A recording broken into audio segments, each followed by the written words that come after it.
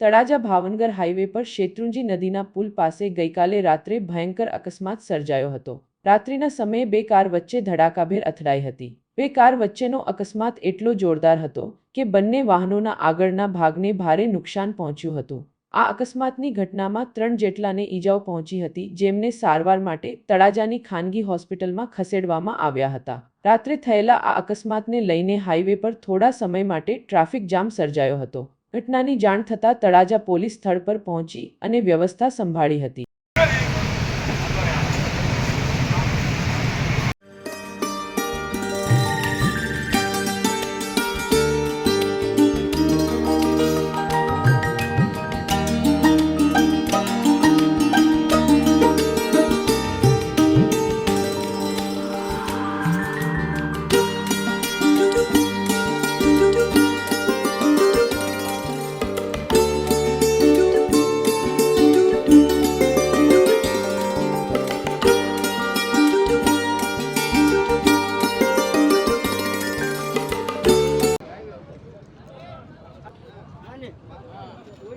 phone करो ना गाड़ी क्या से यार एम्बुलेंस क्या है एम्बुलेंस हमारे कोई बात नहीं तुम फोर व्हीलर